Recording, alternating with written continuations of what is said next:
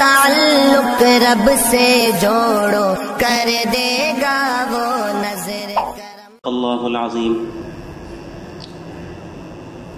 اللہ تبارک و تعالی نے ہم انسانوں کو اپنی بے شمار نعمتوں سے نوازا ہے۔ ایسی ایسی نعمتیں ہمارے اوپر ہیں کہ ہم انہیں گن نہیں سکتے۔ قرآن مجید میں اللہ تعالیٰ نے خود کہا ہے وَإِن تَعُدُّوا نِعْمَةَ اللَّهِ لَا تُحْصُوهَا، کہ اگر تم اللہ تعالیٰ کی نعمتوں کو گننا چاہو تو نہیں گن سکتے۔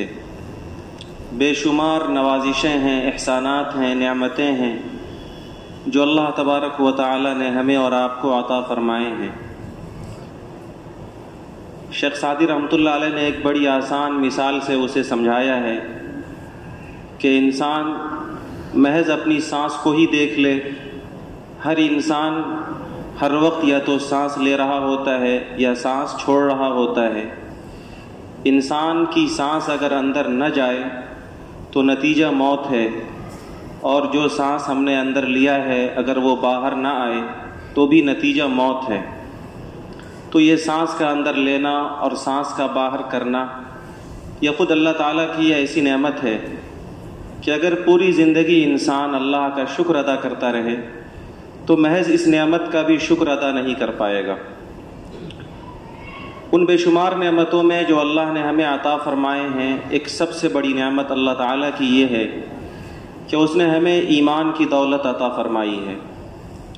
یہ ایمان اللہ تعالیٰ کی سب سے بڑی دولت ہے، کیونکہ اسی ایمان پر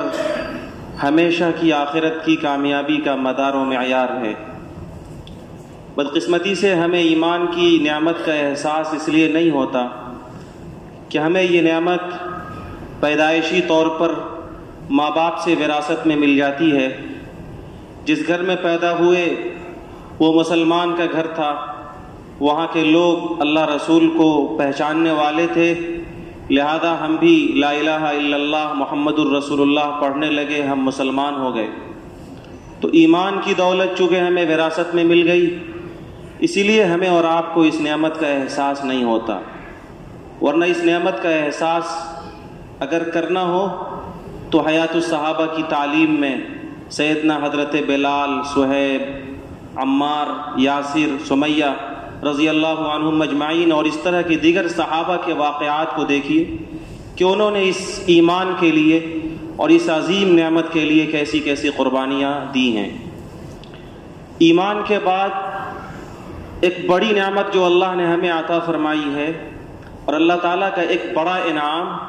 وہ ایمان کے تقاضوں کا علم ہے۔ علم اس بات کا کہ ایمان کی شکل میں اللہ نے جو نعمت دی ہے، یہ ایمان ہم سے کیا چاہتا ہے۔ علم اس بات کا کہ جس ایمان پر اللہ نے آخرت کی کامیابی کا مدار رکھا ہے، اس ایمان کے مطالبات ہم سے کیا ہیں، جس کو ہم آسان لفظوں میں علم دین کہتے ہیں۔ دین کا یہ علم ایمان کے بعد اللہ تعالیٰ کی بڑی نعمت ہے، اور اسی نعمت کو انسانوں تک عام کرنے کے لیے اللہ تعالیٰ نے اپنے مخلص بندوں کے ذریعے سے ایک بڑا کام کروایا، اور وہ کام یہ کہ اللہ تعالیٰ کے نیک بندوں نے اخلاص و للہیت کے ساتھ ایسے ادارے قائم کیے جن اداروں کے ذریعے سے ایمان کے علم کو عام کیا گیا، دین کے علم کو، دین کے مطالبات اور تقاضوں کے علم کو عام کیا گیا، جن اداروں کو ہم اور آپ مدرسہ کہتے ہیں۔ یہ مدرسہ ایمان کا گہوارہ ہے، یہ مدرسہ دین کا گہوارہ ہے، یہ مدرسہ وہ جگہ ہے جہاں انسانیت کو اس کے خالق کا پتہ بتایا جاتا ہے، اس کے مالک کی معرفت سکھائی جاتی ہے۔ یہ مدرسہ ہے کوئی میکدہ نہیں ساقی، یہاں کی خاک سے انسان بنائے جاتے ہیں۔ یہ مدرسہ ہے جہاں انسانوں کی تربیت کر کے، اس کی کردار سازی کر کے اسے نہ صرف یہ کہ آخرت کے اعتبار سے ایک کامیاب انسان بنایا جاتا ہے، بلکہ اسے ایک صالح معاشرے کا ایک صالح انسان بنایا جاتا ہے، جسے معاشرے کے اندر پیسفلی زندگی گزارنے کی تربیت کی جاتی ہے۔ بدقسمتی یہ ہے کہ اس وقت ہم جن حالات سے گزر رہے ہیں ان میں معاندین کی طرف سے بھی اور کچھ سادہ اور سیدھا اپنا طبقہ بھی ہے جو معاندین کا پروپیگنڈا اس کا شکار ہو چکا ہے، وہ لوگ بھی مدارس پر جانے انجانے میں طرح طرح کے حملے کرتے ہیں اور مدارس کے تعلق سے وہ باتیں بول جاتے ہیں جن کا حقیقت سے کوئی تعلق نہیں ہے۔ کبھی تو دشمنان اسلام کی طرف سے مدارس کے بارے میں اور مدارس کے علماء کے بارے میں، مدارس سے تیار ہونے والے اہل علم کے بارے میں، اور کبھی خود ان دشمنان اسلام کے پروپیگنڈے کا شکار ہو کر خود ہمارے ہی صف کے کچھ پڑھے لکھے لوگوں کی طرف سے بھی، کچھ جاہل لوگوں کی طرف سے بھی ایسی باتیں آ جاتی ہیں جس سے ایسا لگتا ہے کہ معاشرہ کے اندر مدارس کا ایک منفی رول ہے، ایک نگیٹو رول ہے، اور مدارس کے پروردہ علماء سماج میں ان کی کوئی حیثیت نہیں ہے، وہ معاشرے کی ضرورت نہیں ہے، اور معاشرے میں وہ ایک طرح کے بوجھ ہیں۔ طرح طرح کے حملے ہوتے ہیں ان مدارس پر اور ان کے تیار ہونے والے علماء پر۔ کہا جاتا ہے کہ یہ وہ لوگ ہیں جو 1400 سال پہلے کی تہذیب کی طرف انسانیت کو لے جاتے ہیں۔ کہا جاتا ہے مدرسے کٹر پنتھ کے ادارے ہیں، یہ وہ ادارے ہیں جہاں سے کٹر پنتھ اور انتہا پسند، شدت پسند، دوسرے لفظوں میں دہشت گرد تیار کیے جاتے ہیں۔ یہ پروپیگنڈا کیا جاتا ہے کہ مدارس کی آج کل کوئی ضرورت نہیں ہے۔ میرے بزرگوں اور دوستوں، ان پروپیگنڈوں کو سمجھنے کی ضرورت ہے۔ نازک حالات میں ہم سب کو یہ معلوم کرنے کی ضرورت ہے کہ ان مدارس کی ضرورت ہمیں کیوں ہے اور ان مدارس کا کردار کیا ہے۔ کیا واقعتاً یہ بات صحیح ہے کہ مدارس کا جو کام ہے وہ مدارس نہیں کر رہے ہیں؟ کیا یہ بات واقعتاً صحیح ہے کہ مدارس سے تیار ہونے والے لوگ معاشرے میں ان کی کوئی ضرورت نہیں ہے؟ ہم سب کو سنجیدگی کے ساتھ تعصب کا پردہ ہٹا کر، مستقبل کو سامنے رکھ کر اور ماضی کے کارگزاریوں کو بھی سامنے رکھ کر ایک صحیح نتیجہ مرتب کرنا چاہیے۔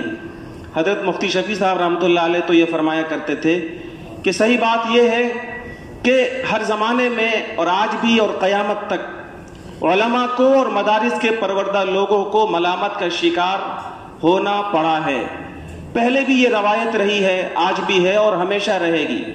کہ ہمیشہ علماء اور مدارس کو ملامت کا شکار ہونا پڑے گا۔ یہ وہ طبقہ ہے جو ملامتی طبقہ ہے۔ حضرت مفتی صاحب مزاحاً اور ہنسی میں فرمایا کرتے تھے کہ یہ ملامتی طبقہ ہے۔ ہر حال میں لوگ علماء کے بارے میں، اہل علم کے بارے میں ملامت کرنا، طنز و مزاح کرنا گویا اپنا حق سمجھتے ہیں۔ معاشرے میں کبھی بھی کچھ ہو جائے تو اس ناکامی کا صحرا علماء پر اور مولویوں پر پھیر دیا جاتا ہے۔ اگر مولوی مدرسہ اور مسجد کے اندر اللہ اللہ رسول کی باتیں کر رہا ہو تو یہ ملامت سننے کو ملتی ہے کہ بھائی مولویوں کو کیا مطلب دنیا داری سے، دنیا اتنی ترقی کر گئی، سائنس اور ٹیکنالوجی کا دور ہے، دنیا بڑی تیزی کے ساتھ آگے بڑھ رہی ہے، اور یہ مولوی لوگ ہیں جو اپنے مدرسوں میں بسم اللہ کے گنبد سے ہی باہر نہیں آ پا رہے ہیں، ان کو دنیا سے کوئی مطلب ہی نہیں ہے۔ اگر یہی طبقہ اور علماء برادری کے یہی لوگ سماج اور معاشرے کی اصلاح کے لیے اور کسی پولیٹکس مسئلے پر، کسی سیاسی مسئلے پر اپنی رائے رکھیں، کسی سیاسی معاملے میں اپنی رائے کا اظہار کریں، گرچہ وہ رائے بہت درست ہو، تو لوگ اور ہم میں سے ہی بہت سارے لوگ یہ کہتے ہوئے آپ کو مل جائیں گے کہ ان مولویوں کو سیاست سے کیا مطلب، ان کا کام تو ہے مسجد کو دیکھنا، ان کا کام تو ہے مدرسوں کو سنبھالنا، یہ سیاسی معاملات میں کیوں دخیل ہو رہے ہیں، یہ پولیٹکس میں کیوں مشورہ دے رہے ہیں، یہ دنیاوی معاملات کو کیا جانتے ہیں کہ یہاں رائے زنی کر رہے ہیں۔ اگر مولویوں کا طبقہ اور معاشرے میں مدرسوں سے پیدا ہونے والا طبقہ خوش پوش نہیں ہو، خوش عیش نہ ہو، اس کے پاس اسباب و وسائل نہیں ہو اور بظاہر تنگ دستی کی زندگی علماء گزار رہے ہوں، تو لوگ یہ ملامت کرتے ہوئے آپ کو ملیں گے کہ بیچارے مولوی ہیں اور بڑی پریشانی کے ساتھ زندگی گزار رہے ہیں، امامت کرتے ہیں، مؤذن ہیں، مدرسے کے مدرس ہیں، بڑی معمولی تنخواہ ہے اور بڑی پریشانی کے ساتھ، فاقہ اور تنگ دستی کے ساتھ زندگی گزر رہی ہے۔ یہ ملامت سننے کو ملتی۔ اور اگر وہی مولوی خوشحال ہو جائے، اللہ تعالیٰ انہیں کچھ دولتوں سے نواز دے اور اللہ تعالیٰ اپنی دولت کی نعمت انہیں دے دے، تو بہت سارے لوگ یہ کہتے ہوئے ملیں گے کہ اجی یہ تو مولوی ہیں اور پھر اتنی ساری دولت کہاں سے آ گئی، یہ کروڑ پتی یا ارب پتی کیسے بن گیا۔ تو کسی بھی حال میں چین نہیں ہے۔ اگر وہ مسجد مدرسے میں ہو تب بھی ملامت، مسجد مدرسے کے باہر ہو تب بھی ملامت، اگر وہ اپنے غربت والی زندگی میں مست ہوں تب بھی ملامت، اور اگر وہ خوش عیشی کے ساتھ زندگی گزار رہے ہوں تب بھی ملامت کے شکار ہوتے ہیں۔ تو یہ دراصل ایک پروپیگنڈا ہے جو معاندین اسلام کی طرف سے کیا جاتا ہے، اور جن کا شکار ہمارے بھولے بھالے بھائی لوگ بھی ہوتے ہیں، اور وہ علماء کے بارے میں، اہل علم کے بارے میں، اہل مدارس کے بارے میں، اور خود مدارس کے بارے میں اس طرح کی رائے زنی کر جاتے ہیں۔ لوگ یہ کہتے ہیں کبھی کبھی رواداری اور محبت کی بنیاد پر کہ مدارس کے علماء کو چاہیے کہ وہ بڑھئی کا کام سیکھیں، وہ درزی کا کام سیکھیں، وہ ذرا سا میڈیکل کی طرف بھی توجہ دیں، وہ ذرا سا انجینئرنگ کی طرف بھی توجہ دیں، وہ یہ بھی کریں وہ بھی کریں، وہ سب کچھ کریں، کیونکہ انہیں مولوی بننے کے بعد کچھ اچھی زندگی نہیں ملنے والی، انہیں دنیا اچھی نہیں ملنے والی۔ مولویوں کی فکر دنیا کے آج کل کے انسانوں کو بہت زیادہ ہو گئی ہے۔ صورتحال یہ ہے کہ ہر کوئی علماء کے بارے میں، حفاظ کے بارے میں اچھے اچھے مشورے لے کر آتے ہیں، اور انہیں قیمتی مشورہ سمجھ کر ان کے سامنے پیش کیا جاتا ہے۔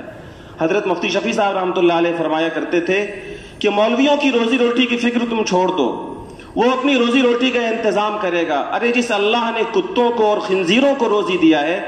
اس اللہ کے بارے میں تم لوگ اس یاس اور قنوطیت کے کیوں شکار ہو جاتے ہو کہ وہ اپنے کتاب کا علم رکھنے والے، اپنے کتاب کے حافظ اور اپنے کتاب کے عالم کو یوں ہی ضائع کر دے گا، انہیں بھوکوں مار دے گا، انہیں قسم پرسی کے عالم میں چھوڑ دے گا، انہیں فاقوں میں چھوڑ دے گا۔ ان کی فکر تم مت کرو، اپنی فکر کرو، اپنی دنیا اور اپنی آخرت کی فکر کرو، اس کی فکر مت کرو۔ میرے بزرگوں اور دوستوں، ہم میں سے بہت سارے لوگ یہ کہتے ہیں کہ آخر ان مدارس سے تیار ہونے والے علماء کا کیریئر کیا ہے، ان کا مستقبل کیا ہے۔ جیسے آج کل ملک کے اندر یہ آواز میڈیا کے ذریعے سے بڑی تیزی اور مضبوطی کے ساتھ پھیلائی جا رہی ہے کہ مدارس آخر کون سا علم علماء کو پڑھاتے ہیں، اور مدارس سے نکلنے والے یہ علماء آخر ملک کو کیا دے سکتے ہیں، ان کا کیریئر اور مستقبل کیا ہے، اس کو بھی سمجھنے کی ضرورت ہے۔ مدارس کے ذریعے سے ہم معاشرے کو امن و انصاف کا سبق دیتے ہیں، مدارس کے ذریعے سے ہم معاشرے کو ایک صالح انسان دیتے ہیں، مدارس کے ذریعے سے ہم انسانوں کو ویسٹرن کلچر سے بچاتے ہیں، مدارس کے ذریعے سے ہم سماج کو ایک ایسا طبقہ دیتے ہیں جو معاشرے کو، سماج کو اس تہذیب سے بچائے جس تہذیب نے پوری دنیا کو تباہی و بربادی کے دلدل میں دھکیل دیا ہے۔ آپ کو معلوم ہونا چاہیے کہ معاشرے کی اور ترقی یافتہ دنیا کی صورتحال یہ ہے کہ جو ممالک آج اپنے آپ کو بہت ترقی یافتہ کہتے ہیں، جہاں ڈاکٹروں کی، جہاں انجینئروں کی، جہاں سائنٹسٹ کی انبار ہے، اگر صرف دنیاوی علوم و فنون سے، ڈاکٹری سے، انجینئرنگ سے، سائنس سے اور دنیا کے بڑے بڑے علوم و فنون کی ڈگریوں سے دنیا کو ترقی مل جاتی اور امن و سکون مل جاتا، تو برطانیہ اور یورپ کے ممالک کو سب سے زیادہ پیسفل اور امن والا معاشرہ ہونا چاہیے۔ آپ معاشرے کی صورتحال کا جائزہ لیجئے، یورپ ممالک میں اکثر ممالک کے اندر یہ صورتحال ہے کہ وہاں ہم جنس پرستی کو اور مرد سے مرد کا جنسی تعلق قائم کرنے کو قانونی اجازت حاصل ہے۔ اور آپ کو حیرت ہوگی، آج کی بات نہیں ہے، آج سے 20-22 سال پہلے کی بات ہے، غالباً 1999 میں، جب برطانیہ کی ایک عدالت میں ایک پڑھے لکھے شخص نے یہ جج کے سامنے اپنا مطالبہ رکھا کہ میرا ایک شخص سے تعلق تھا، وہ میرا لائف پارٹنر تھا، اس سے میرا جنسی تعلق تھا، اس کا انتقال ہو گیا ہے، وہ مرد تھا، مجھے اس کے پارٹنر ہونے کی حیثیت سے، اس کی بیوی ہونے کی حیثیت سے اس کا وارث قرار دیا جائے۔ کتنا عجیب مطالبہ ہے، ایک مرد کے بارے میں جج کے سامنے یہ مطالبہ رکھتا ہے کہ وہ مرد مر چکا ہے اور میں اس کا لائف پارٹنر تھا، اور لائف پارٹنر میں میری حیثیت اس کی بیوی کی تھی، اور جس طریقے سے شوہر مرتا ہے تو بیوی وارث ہوتی ہے، مجھے بھی اس شخص کا وارث قرار دیا جائے۔ اور آپ کو حیرت انگیز تعجب ہوگا اس بات پر کہ جج نے یہ فیصلہ دیا کہ یہ شخص اس کا وارث ہے۔ یہ برطانیہ اور یورپ ممالک میں ہو رہا ہے۔ آخر علوم و فنون کو پڑھنے کے بعد دنیا نے یہ کیسی ترقی کی کہ اسے انسانی اقدار ہی اپنے ہاتھ سے دھونے پڑے۔ دنیا نے ساری چیزوں کا علم حاصل کر لیا، ترقیات کے بڑے بڑے منازل طے کر لیے، لیکن دنیا کہاں چلی گئی کہ اسے انسانی اقدار کا علم نہیں؟ دنیا کہاں چلی گئی کہ ہم جنس پرستی جیسے اس عذاب کے اندر وہ مبتلا ہو گئی جس بیماری کی بنیاد پر اللہ نے اسی دنیا کے اندر اس قوم کو ایسا دردناک عذاب دیا تھا جیسا دردناک عذاب کسی قوم کو نہیں ہوا۔ قوم لوط کو، حضرت لوط علیہ السلام کی قوم کو اسی گناہ کی بنیاد پر اللہ تعالیٰ نے صفحہ ہستی سے ایسا مٹایا تھا جیسا دردناک عذاب دنیا انسانیت میں اللہ تعالیٰ نے کسی قوم کو نہیں دیا۔ میرے بزرگوں اور دوستوں، مدارس کے ذریعے سے جو کھیپ تیار ہوتا ہے، اس کا سب سے بڑا مقصد یہ ہے کہ معاشرے کو صالح معاشرہ کیسے بنایا جائے،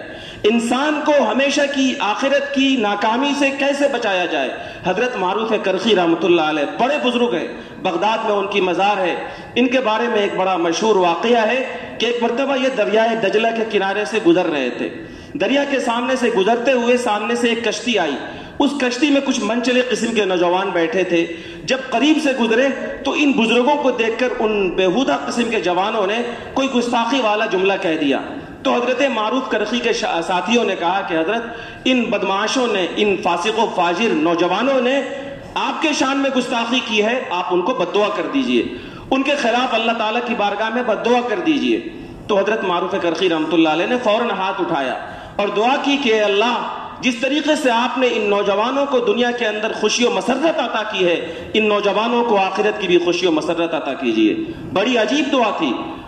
جس شخص نے بددعا کی درخواست کی تھی اس نے پوچھا کہ حضرت اس نے آپ کے شان میں گستاخی کی اور میں نے یہ کہا تھا کہ آپ بددعا کیجیے، آپ بددعا کے بجائے ان کے لیے دعا کر رہے ہیں، آخر ایسا کیوں؟ تو حضرت معروف کرخی رحمۃ اللہ علیہ نے فرمایا کہ اس میں میرا کیا نقصان ہے؟ اگر میں ان کو دعا دے رہا ہوں تو اس میں میرا کیا نقصان ہے؟ ارے یہ آخرت میں آخرت کی سعادتوں کا اور مسرتوں کا مستحق تبھی ہوگا نا جب دنیا کے اندر اس فسق و فجور والی زندگی سے توبہ کرے گا، جب گناہوں کے دلدل سے نکلے گا، جس دلدل سے نکلنے کی تم چاہت کر رہے ہو، جس گناہ کو چھوڑنے کی تم تمنا کر رہے ہو، جب وہ اس گناہ والی زندگی سے نکلے گا تبھی تو آخرت کی کامیابی اور مسرت والی زندگی یہ پائے گا۔ تو میں نے تو اسے دعا دی ہے، اس سے میرا کیا نقصان ہے؟ علماء کا یہی کام ہے کہ وہ معاشرے کو اس تہذیب سے، اس کلچر سے اور دنیا جس ناکامی کے راستے پر جا رہی ہے اس راستے سے نکال کر انسانیت سے محبت کی بنیاد پر انسان کو ایک پاکیزہ زندگی گزارنے کی تلقین کرے۔ لوگوں کو، جن لوگوں کو مدارس کے بارے میں یہ اعتراض ہے کہ مدارس کیا کر رہے ہیں، انہیں یہ دیکھنا چاہیے کہ آخر مدارس سے جو کھیپ تیار ہو رہی ہے، علماء کی جو ٹیم تیار ہو رہی ہے، کیا یہ لوگ معاشرے کے اندر ایک اچھی زندگی گزار رہے ہیں یا نہیں گزار رہے ہیں؟ کیا یہ لوگ سماج اور معاشرے کو گندگیوں سے نکالنے کی محنت کر رہے ہیں یا نہیں کر رہے ہیں؟ حضرت ابراہیم ابن ادھم رحمۃ اللہ علیہ کا گزر علاقے میں ایک جگہ پر سے ہوا تو دیکھا کہ ایک نوجوان تھا جو شراب کے نشے میں مست، بدہوشی کے حالت میں اور مدہوشی کے حالت میں گٹر کے کنارے، نالے کے کنارے پڑا ہوا تھا۔ یہ معروف کرخی رحمۃ اللہ علیہ ایک بڑے بزرگ، ایک بڑے عالم فوراً قریب ہوئے اس نوجوان سے۔ وہ نوجوان جو شراب کے نشے میں مست ہے، جو شراب کے نشے میں بے ہوش پڑا ہوا ہے اور الٹی ہوئی ہے، اس کی الٹی اس کی داڑھی پر، اس کے کپڑے پر پڑی ہوئی ہے، مکھیاں لگ رہی ہیں۔ علاقے کا ایک بڑا مشہور بزرگ اور عالم اس کے قریب آتا ہے اور اس کی اس حالت پر اسے ترس آتا ہے، فوراً قریب سے پانی لاتا ہے، اس کے چہرے کو پوچھتا ہے، اس کے کپڑے کو پوچھتا ہے اور اس کے سر کو اپنے گود میں رکھتا ہے۔ اسی حالت میں اس شرابی کی جب آنکھیں کھلی تو چیخیں نکل گئیں، چلا اٹھا کہ حضرت آپ اتنے بڑے بزرگ عالم ہیں اور آپ ہم جیسے گنہگار کو، شرابی کو اس حالت میں اپنے گود میں رکھے ہوئے ہیں اور میرا چہرہ صاف ہے، کپڑا صاف ہے، لگتا ہے کہ آپ نے مجھے صاف بھی کیا ہے، آپ کو یہ سب کرنے کی کیا ضرورت تھی، اس گنہگار سے قریب ہونے کی کیا ضرورت تھی؟ حضرت معروف کرخی حضرت ابراہیم ابن ادھم رحمۃ اللہ علیہ نے فرمایا کہ نہیں بھائی، تم گناہ ضرور کر رہے ہو لیکن تم اللہ کے بندے ہو، میری ذمہ داری ہے کہ تم کو اس گناہ کے دلدل سے نکالوں اور اللہ کی محبت میں نے تمہارے ساتھ یہ معاملہ کیا ہے۔ فوراً وہ شخص رونے لگا، رونا تھا اور فوراً اس شخص نے حضرت ابراہیم ابن ادھم کو اپنے سینے سے چمٹا لیا۔ حضرت ابراہیم ابن ادھم رحمۃ اللہ علیہ نے بھی اس کو اپنے گلے سے لگایا۔ اس کا رونا دیکھ کر حضرت ابراہیم ابن ادھم بھی رونے لگے۔ اللہ تعالیٰ نے ان کے دل میں یہ بات ڈالی، الہام کیا اور یہ بات بتائی کہ ابراہیم، میں نے اس شرابی کو اپنا دوست بنا لیا۔ یہ عجیب و غریب بات تھی، ایک آدمی ابھی شراب کے نشے میں مست ہے، ایک بزرگ اور ایک اللہ کے نیک بندے نے اس کو دھویا ہے، پوچھا ہے، اس کو گلے سے لگایا ہے، اور فوراً اللہ تعالیٰ اسے اپنے اولیاء میں شامل کر رہا ہے، اپنا ایک دوست بنا رہا ہے، آخرت کے مقام کے اعتبار سے ایک بڑے مقام پر اسے فائز کر رہا ہے۔ تو حضرت ابراہیم ابن ادہم نے اللہ تعالیٰ سے دل میں کہا کہ خدایا یہ کیا ماجرا ہے، اس شخص نے تو صحیح سے ابھی توبہ بھی نہیں کی اور آپ اسے اپنے نیک بندوں میں، اولیاء کی فہرست میں شامل کر رہے ہیں۔ تو اللہ تعالیٰ نے حضرت ابراہیم ابن ادہم کو، جو ایک بڑا اللہ کا ولی تھا، اس کے دل میں یہ بات ڈالی، الہام کیا کہ ابراہیم غسلت وجہہ لأجلی فغسلت ذنبہ لأجلی، کہ تم نے میری محبت میں اس کے چہرے کو صاف کیا تھا، اس کے کپڑے کو صاف کیا تھا، تو میں نے تمہاری محبت میں اس کے گناہوں کو دھل دیا اور اس کو اپنا ولی اور دوست بنا لیا۔ یہ ہے علماء کا کام کہ سماج کے اندر گناہوں کے دلدل میں پھنسے ہوئے لوگوں کو گناہوں کے دلدل سے نکال کر، اور ویسٹرن کلچر، مغربی تہذیب کے گناہوں کے دلدل سے نکال کر سماج کے اور معاشرے کے لوگوں کو ایک نمونے کا اور قاعدے کا انسان بنانا، یہ مدارس کا کارنامہ ہے۔ اور میرے بزرگوں یاد رکھیے کہ دشمنان اسلام کی طرف سے جو بھی پروپیگنڈا مدارس کے بارے میں اور اہل مدارس کے بارے میں ہو رہے ہیں، اس کا واحد مقصد اور اس کا مین مقصد مدرسہ بالکل نہیں ہے، علماء بالکل نہیں ہے۔ اس کا ایک بڑا مقصد یہ ہے کہ اسلام کو دنیا سے کیسے ختم کیا جائے، اسلام کو مٹانا ان کا مشن ہے، ان کا مقصد ہے۔ اس لیے وہ اسلام کے ترجمان جس فیکٹری سے تیار ہوتے ہیں، اس فیکٹری پر ان کا حملہ ہے۔ آپ کو کوئی پروڈکٹ مارکیٹ سے ختم کرنا ہے تو اس کی سب سے آسان شکل ہے کہ وہ پروڈکٹ جہاں تیار ہوتا ہے، وہ چیز جس کمپنی میں بنتی ہے، آپ اس کمپنی کو بند کر دیجئے، آپ اس کمپنی پہ تالے ڈال دیجئے، وہ کمپنی بند ہو جائے گی، وہ پروڈکٹ مارکیٹ سے ختم ہو جائے گا۔ علماء کو مٹانا ہے، اور علماء کو اس لیے مٹانا ہے کیونکہ جب تک علماء زندہ ہیں معاشرے کے اندر اسلام زندہ ہے، جب تک علماء ہیں معاشرے کے اندر ایمان کی فضا اور اسلام کا ماحول قائم ہے۔ علامہ اقبال رحمۃ اللہ علیہ نے بڑی اچھی بات کہی تھی، ان کے بارے میں ایک مشہور بات یہ ہے کہ وہ ملا کے بارے میں اور مولویوں کے بارے میں کبھی طنز بھی کرتے تھے، لیکن ایک شعر میں انہوں نے بڑی حقیقت بیان فرمائی کہ افغانیوں کے غیرت ایمان کا ہے یہ علاج، ملا کو اس کے کوہ و دمن سے نکال دو۔ شعر کا مفہوم یہ ہے کہ کسی بھی سماج اور معاشرے سے اور کسی بھی ملک سے اسلام کو مٹانا ہو، قرآن کو مٹانا ہو، ایمان کو ختم کرنا ہو، اس سماج اور معاشرے سے مولویوں کو مٹا دو، اسلام مٹ جائے گا۔ مدارس پر نشانے کا واحد مقصد یہ ہے کہ ملک سے اور علاقے اور سماج سے اسلام کو مٹا دیا جائے۔ جب مدارس ختم ہوں گے اسلام مٹ جائے گا، اسلام کے ترجمان مٹ جائیں گے اور اسلام دنیا سے ناپید ہو جائے گا۔ حضرت مفتی تقی صاحب دامت برکاتہم ایک بڑے عالم دین ہیں اور عالم اسلام کے نامور علماء میں انہوں نے اپنا تجزیہ نقل کیا ہے اور اپنا تاثر بتایا ہے۔ اللہ تعالیٰ نے انہیں بڑی سیاحی کی نعمت عطا فرمائی ہے، دنیا بھر کے ممالک کا انہوں نے دورہ کیا، بغداد ان کا جانا ہوا۔ بغداد یہ وہ جگہ ہے جو عالم اسلام کا صدیوں تک گہوارہ رہا ہے، راجدھانی رہا ہے، علم و فن کا گہوارہ رہا ہے۔ جن لوگوں کو تاریخ سے مناسبت ہے انہوں نے تاریخ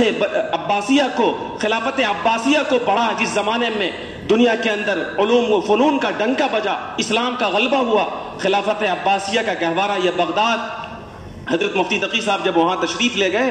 تو وہ ملک اور وہ علاقہ جو کبھی علم و فن کا مرکز تھا، جو کبھی مدارس کا، مکاتب کا مرکز تھا، جو کبھی اسلام کا مرکز تھا، جو کبھی اسلام کی راجدھانی تھا، اس علاقے کے اندر انہوں نے لوگوں سے پوچھا کہ یہاں کوئی مدرسہ ہے تو مجھے بتاؤ۔ تو لوگوں نے وہاں بتایا کہ حضرت یہاں کوئی مدرسہ نہیں ہے، یہاں کوئی دینی ادارہ نہیں ہے۔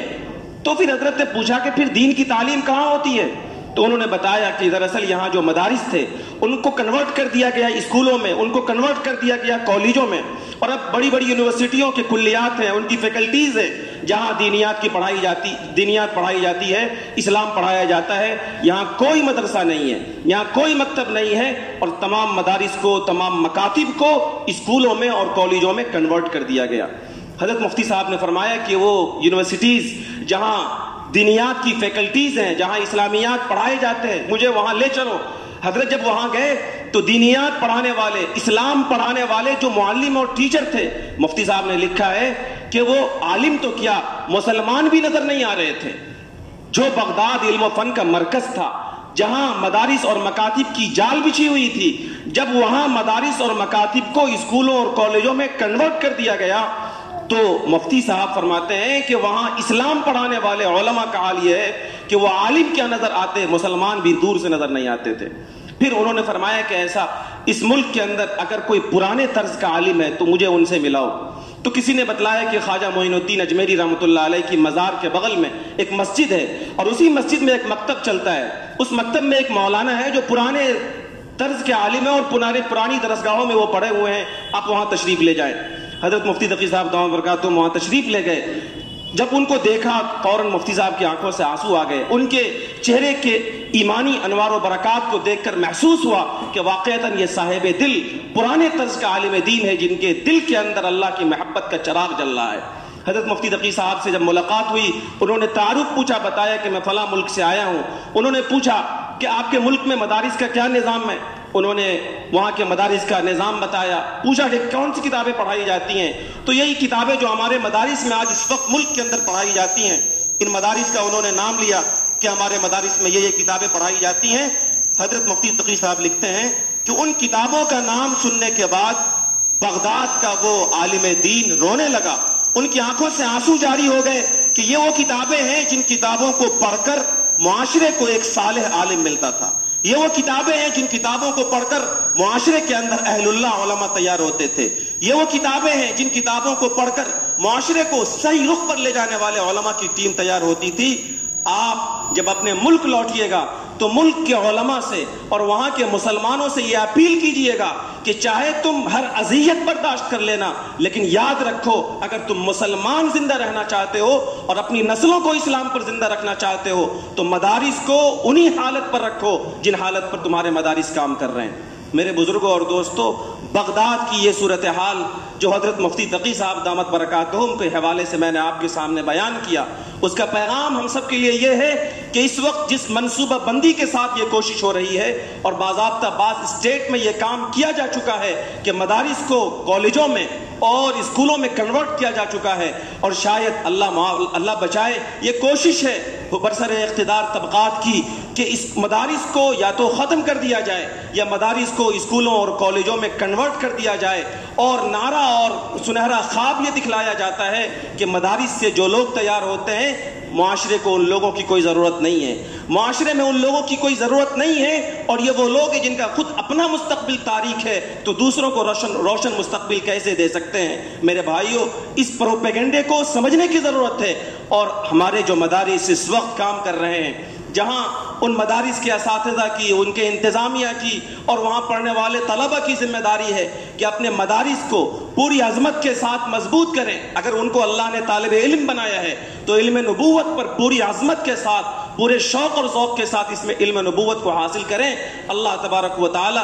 یہاں اگر آپ کی زندگی غربت میں گزرتی ہے, آخرت کی باعزت زندگی اللہ تعالیٰ انہی کو عطا فرمانے والے ہیں. اور جن لوگوں کو اللہ نے وہاں تدریس کا اور جن لوگوں کو وہاں اللہ نے انتظامی طور پر بحیثیت منتظم, بحیثیت صدر و سیکریٹری اور بحیثیت ذمہ دار منتخب فرمایا ہے, ان لوگوں کی یہ اولین ذمہ داری ہے کہ مدارس خطرات سے کیسے محفوظ ہوں اور مدارس کے اندر دی جانے والی تعلیم مستحکم کیسے ہو, اس کی پوری کوشش کریں. کیونکہ ان حالات میں اگر ہم نے اپنے مدارس کو مضبوط کرنے کی کوشش نہ کی تو جس طریقے سے بغداد جو علم و فن کا مرکز تھا, جو اسلام کا مرکز تھا, جو مدارس و مکاتب کا مرکز تھا, جہاں اسلامی حکومت 100 سال سے زیادہ قائم رہی, جس طریقے سے دن اور تاریخ نے دکھلایا کہ وہاں کوئی ایک مکتب نہیں, وہاں کوئی ایک مدرسہ نہیں, جہاں دین پڑھانے والے لوگ دین تو پڑھا رہے تھے لیکن زندگیوں میں دین نہیں تھا. اللہ نہ کرے اگر مدارس یہ ختم کر دیے گئے تو ہمارے ملک کی بھی وہ صورتحال ہوتے ہوئے دیر نہ لگے گی. اس لیے حالات کو سمجھنے کی ضرورت ہے اور اپنے نسلوں کے ایمان کو مضبوط اور محفوظ کرنے کے لیے جو ادارے ہمارے علاقوں میں کام کرتے ہیں ان علاقوں کو مضبوط کرنے, مستحکم کرنے اور انہیں مستقبل سے کے خطرات سے بچانے کے لیے اپنی قربانی دینے کی ضرورت ہے. اللہ تبارک و تعالی ہم سب کے دین و ایمان کی حفاظت فرمائے. اللہ تعالی مدارس اسلامیہ کی حفاظت فرمائے. وآخر دعوانا الحمد للہ رب العالمین.